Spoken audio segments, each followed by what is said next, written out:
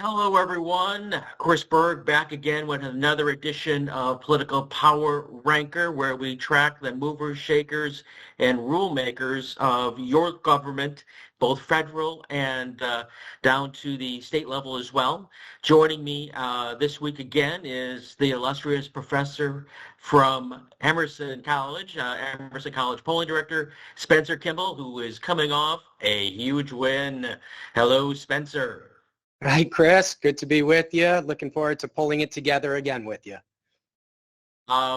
Is your back sore? Because I've been patting your back for several days now on your poll that you released Monday over the New York mayor's race. You called it, and let's talk a little bit about that first before we dig deeper into some of the issues of the day, which are huge. There's birthright citizenship, deportation, and some national race numbers that you released this morning as well. Let's deal with this one first. Talk to us about the poll. Number one, how'd you know that Mamdani was gonna not only likely win, but looks like he may win a little even bigger than you had him? Sure. So if you were watching the program last week, we were discussing the poll from a month ago, and it's showing you the enthusiasm gap between Mamdani and Cuomo with that early vote, those who are likely to vote and those who are somewhat likely to vote. And remember, that likely voter was 52-48. We did a poll over the weekend, and we flipped it. It was 52-48 Mamdani. And so how did that all happen was momentum. We saw Cuomo was stuck at around 35-36% in our four polls, and Mamdani went from 1 to 10 to 20 to 30, ends up at around 42%, which was a little bit higher than what we had in our numbers, but that was what we've seen him projecting out to.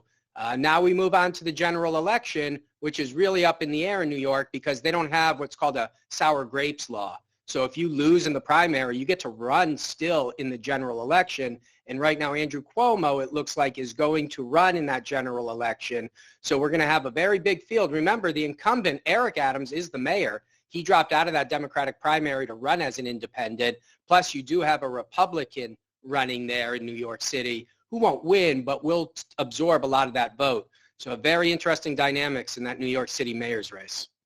And if we can keep that graphic up, and what's really interesting, and our Dan Manarino in New York reported this yesterday, made big news.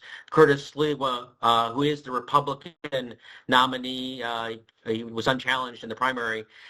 He basically said yesterday to Dan, yesterday, this Thursday is yesterday. We're taping on a Friday. I'm not dropping out. When asked about if he drops out, some of his votes could go to current Mayor Adams. I'm going to be, in order for me not to be running, I'm going to be in a pine box 6 feet under. So there's a little bit of passion behind his statement. How many votes will he take away from Adams?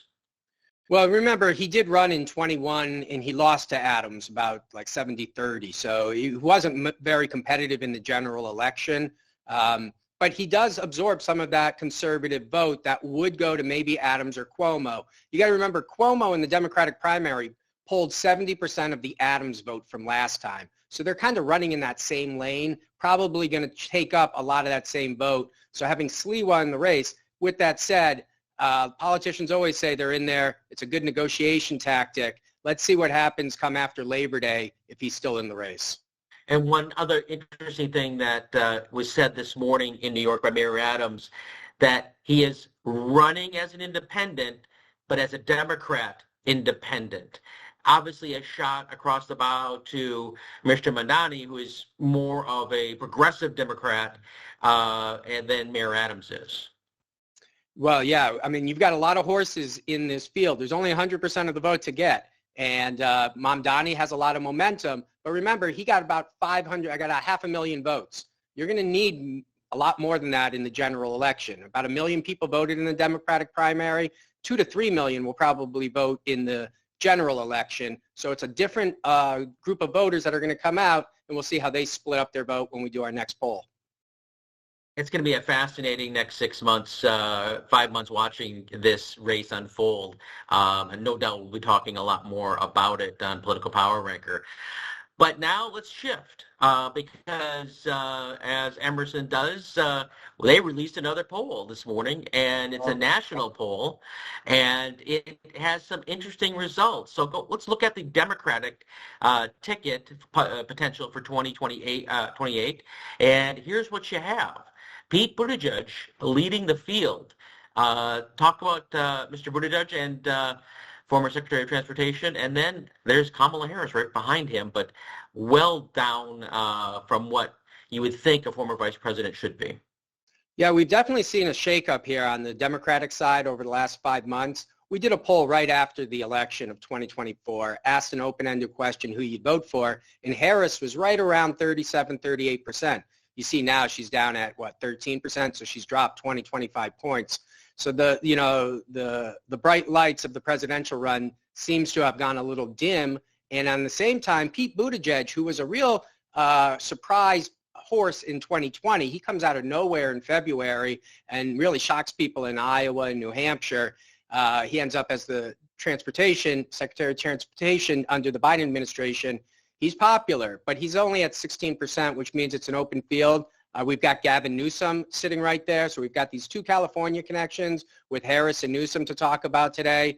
And then don't forget about AOC. She's at 7, but you got Bernie behind her at 5. You put those two numbers together and boom, you're right there at in that field. So the progressives has got a lane. We see some moderate lanes, but things are starting to develop here in the Democratic race. You're mentioning California, and that means it's time to bring in political anchor from our Fox 40 station in Sacramento, Nikki Lorenzo. She has her own political show out in California, Inside California Politics. Nikki, you see those numbers. What are you thinking? What are you hearing about both Kamala Harris and Gavin Newsom and what that field looks like for them? Great to be with you guys this week. So the big question out here is Kamala Harris going to run for the governor position in California, because Gavin Newsom, of course, is termed out. Over the years, I've covered Gavin Newsom when he was lieutenant governor, when he became governor, and it's always been known that he has desires to be the presidential nominee for the Democratic Party. And he has said, there's a sub-zero chance I want that. Well, just in the past couple of weeks, he has said, I'm interested in it. It's the first time he's really been open about wanting it. And it's interesting to see those numbers there because he's right under the former vice president. And the question of, is she going to run for governor, has really been her likelihood of taking a crack at running for president again, because of course her campaign has said, we had a short runway, we're sort of tied to Biden, and they were weighing their options. She's supposed to be making that decision in the next month or so.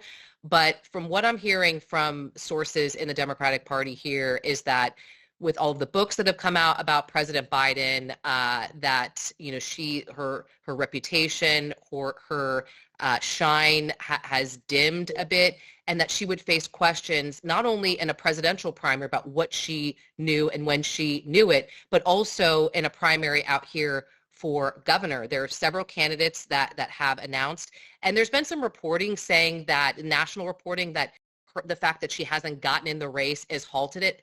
I don't agree with that. That's not what I'm seeing here. There are Democrats that are running. They have their message out there. They're going up and down the state, and there are top names like Katie Porter, who ran for Senate, member of Congress, Antonio Villaraigosa, Javier Becerra, former HHS secretary, who said, we don't care if she's getting in. She's not clearing the field. We're in it. So I think this is going to really push her to get out there and determine what she's going to do. And Gavin Newsom's got to be loving this. He's got to be loving this because you have the former vice president here with all of this name recognition, this national name recognition. And according to the poll from Emerson, he's right under the former vice president. What's interesting is that no one is scared of her jumping in. I mean, No. That's what that tells me. All of those big names are like, yeah, former vice president, doesn't matter. I'm not worried about her jumping into this race. What does that say about, in the peeling back the layers of the Democratic Party in California and Kamala Harris and any future for her? Well, and I think there's a comparison to what you guys are talking about, the New York mayor's race. And running a candidate like Andrew Cuomo, he's a Cuomo, name ID, all the endorsements, business community behind him, certain unions behind him. Out here in California, Kamala Harris has been around and has really strong name ID. There's some people that would say that she really hasn't had to run a tough race. So these establishment candidates that have been around for a while, Democrats are kind of over them. They're ready for someone new. And when we came out, meaning Emerson College, Inside California Politics, and The Hill had to pull out the last governor's poll that you did, Spencer, there were progressive members of the legislature when that was posted on X that reshared it and said, no, thank you. We're not interested in her as a candidate for governor. So it seems like that message that could play out through the midterm elections, we are ready for new faces in the Democratic Party. And Spencer, that's something that, we chatted a little bit about, fresh faces, and talk a little bit more about that for our audience. Well, to Nikki's point, in that earlier poll in California, 50% of voters said they don't want her to be the governor. Now, 50% said they do, but when you're battling 50% of animosity, that's really tough in a race that you're going to have to get up to 50%. So remember, they have the jungle primaries out in California where everyone's going to jump in there. Katie Porter's probably the one that I'm looking at who's got the most to gain or lose by a Harris run. She kind of got boxed out by Schiff in that Senate race, and I think she's a very strong candidate. And if Harris is in there, I think it hurts her. But without her in the field, I think her message might resonate a little bit more with voters. Nikki, any closing thoughts on this slide? On the presidential? The Democratic, yeah, presidential. So I see that, and again, it's early here. You're seeing Pete Buttigieg get out there and do some long-form interviews that Kamala Harris was criticized for not doing. The phrase "the podcast bros." He had a really long interview with comedian Andrew Schultz that went viral, where he is trying to learn the lessons that they're doing this sort of post-mortem on what happened in the last presidential election. So I feel like he's seeing a little bit of a surge right now, but I still think he's going to have the same issue that Kamala Harris is going to have. You're tied to the Biden administration with all of the reporting and all of the books that have come out about his mental acuity and who knew what when. That's going to be something that he's going to have to grapple with. Kamala Harris will have to grapple with that, whether she runs for governor or she runs for president, because I'm told in any sort of debate or open forum, the Democratic candidates are going to hit her on that, and so are the Republicans. So she's going to be taking fire from both ends. Rick Brunell, who is from California out here, he's a close Trump ally. He recently was interviewed and said if Kamala runs, the president of the United States has encouraged him to run for governor. So you have someone like him who's very, very savvy on social media, has a big following. So she would be taking incoming from within her own party, but also, Republicans in the state of California who are, want to take her out, so to speak, and continue to pound on her record here. It's interesting, though. Gavin Newsom's loving this because what is he at, 12%, right under the former vice president there. He has been relentless, even today, trying to make news every day. If we think about the governors that have been talked about, Josh Shapiro, Gretchen Whitmer, you're not really seeing their name in the headlines. Gavin Newsom knows how to capture the news cycle. He's out, we're talking Friday. He's suing Fox News for the same amount that Fox was sued by the Dominion voting system, saying that his statements about the phone call with President Trump and the National Guard, and that sort of started all of that, that there were lies in their reporting, and then immediately went live on Substack after that to talk about it. So he is doing everything he can to keep his name in the news cycle, whether it's going after the big, beautiful bill in the budget talks or criticizing the president for having the National Guard in Los Angeles. It just really feels like he's seizing the moment. Whereas a couple of weeks ago when we had the Democratic convention in Los Angeles and Gavin Newsom was a no-show and Kamala Harris, I believe, just sent a video message in, there were people within the party, we had one of our reporters there who were not happy that neither of them showed up to sort of speak to the party faithful in California. Interesting. And Gavin Newsom's got his own Biden issue as well, because he supported him up until really the debate that did not go as well as the president had hoped. So he's going to have to answer the same questions. Exactly. Yeah, he was one of the biggest supporters of President Biden and said on numerous occasions that he spent time with him in the Oval Office, traveling with him, and there was no one sharper. He was up for the job. So he falls into that same camp and is going to have to answer those questions for sure. We got one more slide before we take a short break, and it's the Republican candidates. Spencer, talk about this briefly. We can keep it brief because J.D. Vance has almost cleared the field. He's knocking at 50%. You see Rubio and DeSantis, the two Florida boys, they're down there at 12 and 9. RFK is kind of the surprise, but nobody else is in the field. So J.D. Vance is right now the heir apparent. We'll see if that stays. Remember, Mike Pence was pretty popular a couple of years ago, and that faded. So we'll see what happens under this administration. But right now, he looks to be the clear favorite for the Republicans. The biggest difference, at least outwardly, between Mike Pence and J.D. Vance from their relationship with Donald Trump is that Donald Trump has got J.D. Vance sitting next to him when he's talking to world leaders. His portfolio seems to be extremely large compared to Mike Pence, almost like he is grooming him to be the heir apparent. And he's got the support of Don Jr. as being someone who is in his camp too. So, Nikki, do you have one quick thought before we go? Yeah, on that too, it's been reported too that the way that J.D. Vance has positioned himself on the fundraising side too, that Donald Trump has allowed him to lead in that way and have access to donors, and that's sort of happening. And there's so much news going on that I don't know if a lot of folks are paying attention to that, but it's sort of unprecedented for a vice president to lead that fundraising arm on that side this early in the game, and he's just very powerful in that realm. It's all about the money. That's what it comes down to. We've got to take a quick break on Political Power Ranker. Coming up next, we're going to talk deportation, birthright citizenship. Big news being made about that right now. And Spencer's got poll numbers to talk about that as well. And then a little bit later, we're going to tell you who's up and who's down in Political Power Ranker. We'll be right back. Welcome back to Political Power Ranker.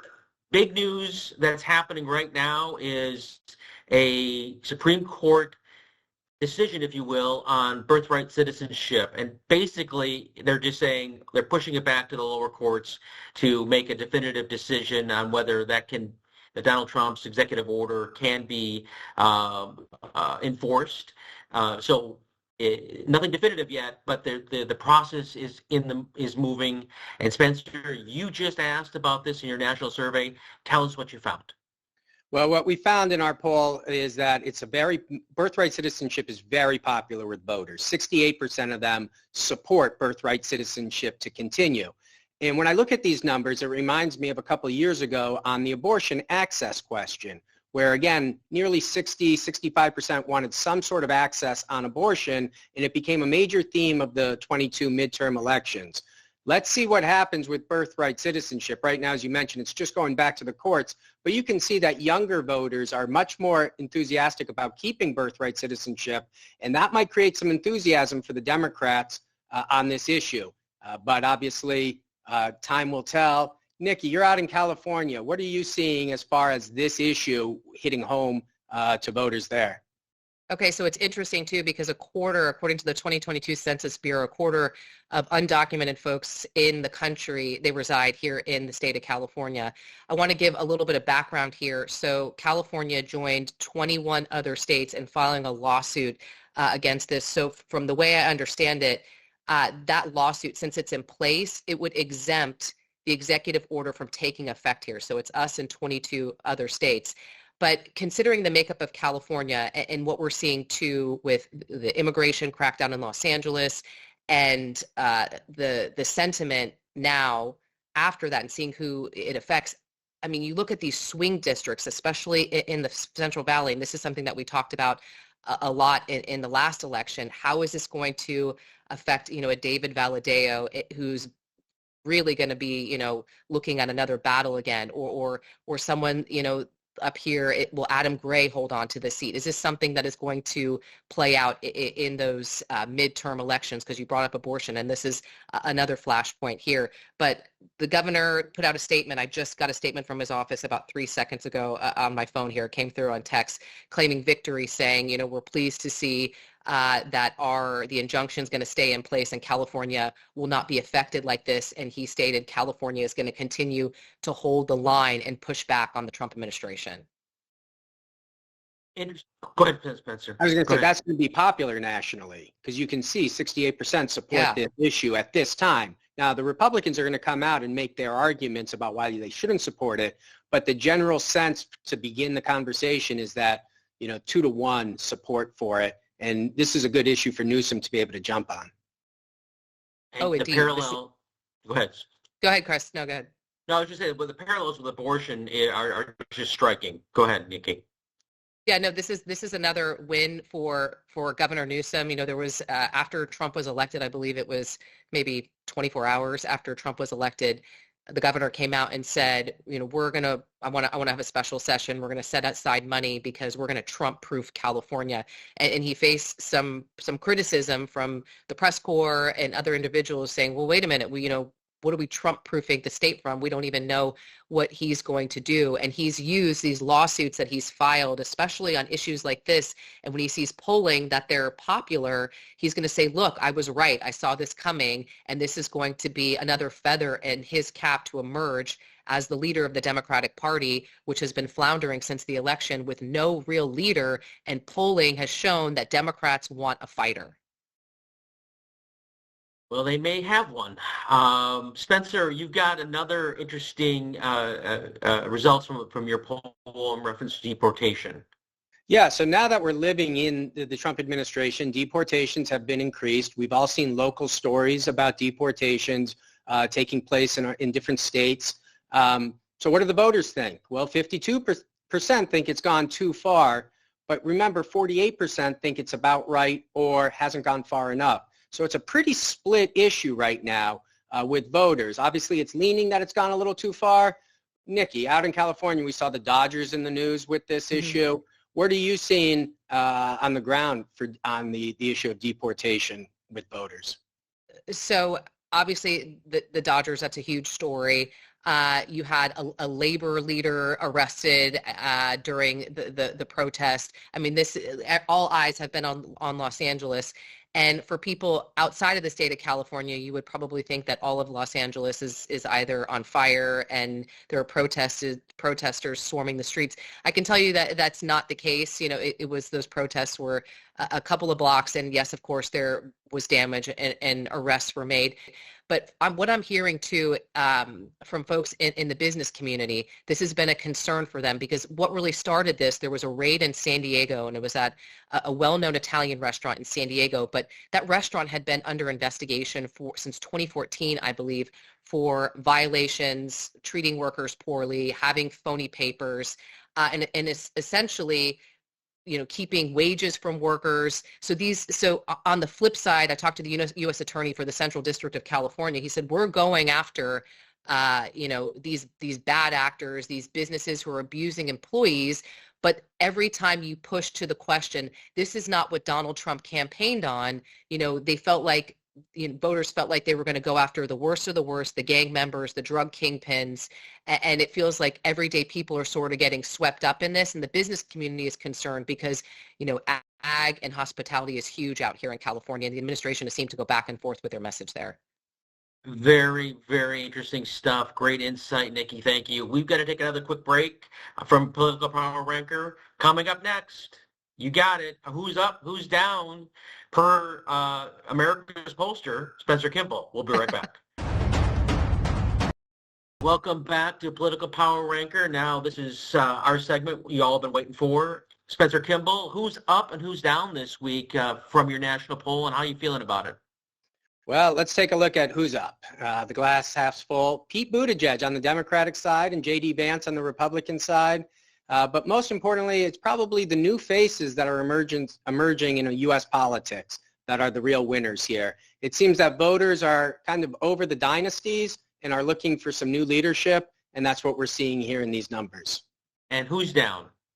Unfortunately, on the downside, we got a report is former Vice President Harris. Her numbers are down nationally She was really riding the wave of the former administration. But that administration's taken a lot of hits over the last couple of months, and she's unfortunately been the one carrying the bag, and that's been weighing her down to where she's at right now.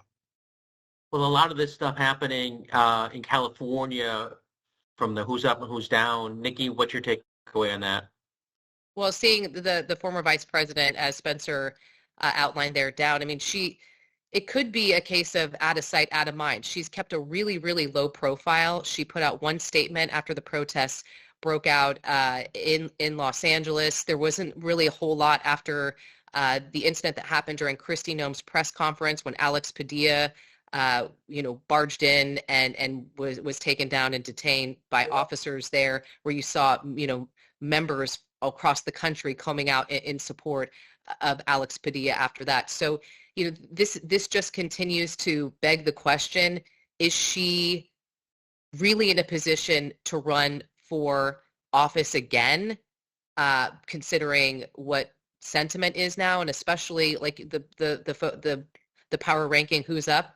New faces. It feels like that's what voters are telling the party. It's time for new faces. Time for new faces. Spencer, one last thought. We got about 20 seconds. Well, it was always nice to have you, Nikki, on the program, and I hope we all learned something today.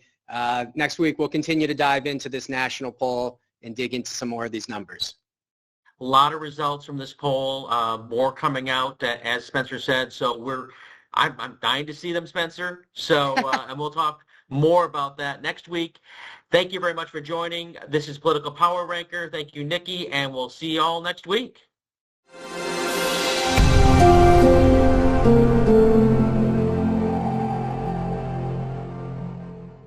Hi, I'm Eric Finkenbinder from ABC 27. We're excited to announce the new ABC 27 News Plus app. Live stream newscasts or watch content on demand. This is different than the ABC 27 app on your smartphone. You can check this out at home, and it's very easy to use. With a Fire Stick, go to the home page, scroll down to search. From there, enter ABC 27. Move over to the apps, and there we are. Click the icon and install. It's just that easy.